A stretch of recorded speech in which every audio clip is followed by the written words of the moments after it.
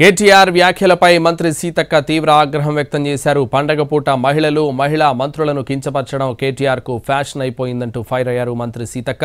రాఖీ పండుగ రోజు బస్సుల్లో మహిళలు బ్రేక్ డాన్సులు చేసుకోవచ్చు అంటూ మహిళలను కేటీఆర్ కించపరిచారని అన్నారు. బతుకమ్మ మొదటి రోజు చిట్ చాట్ పేరుతో తమ గురించి చులకనగా మాట్లాడారన్నారు. మహిళా మంత్రులను కేటీఆర్ పదే కించపరుస్తూ తన దురహంకారాన్ని చాటుకుంటున్నారని విమర్శించారు.